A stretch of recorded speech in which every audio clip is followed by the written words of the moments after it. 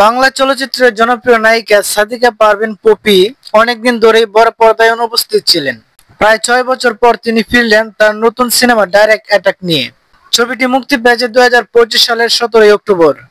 আর মুক্তির পর থেকে দর্শকদের মধ্যে শুরু হয়েছে ব্যাপক আলোচনা, কারণ এটি শুধু পপির কামব্যাক ফিল্মই নয়, বরং এটি একদম ভিন্নধর্মী গল্পের একটি অ্যাকশন থ্রিলার সিনেমা।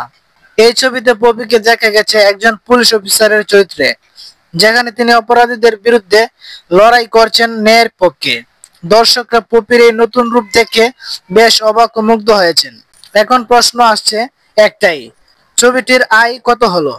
বিশ্বস্ত সূত্র অনুযায়ী ডাইরেক্ট অ্যাটাক এখন পর্যন্ত দেশের প্রায় 30টি সিনেমা হলে চলছে এবং রিলিজের প্রথম সপ্তাহে ছবিটি বক্স অফিসে ভালো সাড়া ফেলেছে।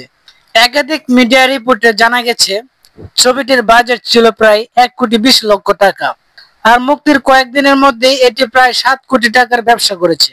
অর্থাৎ মুক্তির অল্প সময়ের মধ্যেই ছবিটি সুপারহিট ব্যবসা করছে বলা যায়।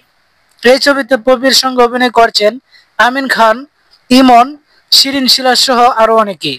দর্শকদের প্রতিক্রিয়াতেও দেখা যাচ্ছে সবাই পপির প্রত্যাবর্তনকে সাদরে গ্রহণ করেছে। অনেকেই বলছেন এই ছবির মাধ্যমে পপি যেন আবার নিজের জায়গায় ফিরে এলেন। তবে এখনো দেশের আরো কয়েকটি হলে ছবিটি প্রদর্শিত হচ্ছে, তাই আয়ের অঙ্ক আরো বাড়তে পারে বলে ধারণা করা হচ্ছে। দীর্ঘ বিরতির পর পপির এই প্রত্যাবর্তন সত্যি দর্শকদের জন্য এক দারুণ উপহার। ডাইরেক্ট অ্যাটাক শুধু একটি সিনেমা নয়, এটি পপির ক্যারিয়ারের এক নতুন অধ্যায়ের সূচনা। আপনি কি ছবিটি দেখেছেন? আপনার মতে ডাইরেক্ট অ্যাটাক কি এই বছরের সেরা রিটার্ন মুভি হতে পারে? কমেন্টে জানাতে ভুলবেন না।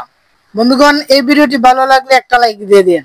আর এমন আরো মুভি আপডেট পেতে আমাদের এই চ্যানেলটিকে সাবস্ক্রাইব করে পাশে থাকুন। ধন্যবাদ। সবাই ভালো থাকবেন, সুস্থ থাকবেন। আসসালামু আলাইকুম।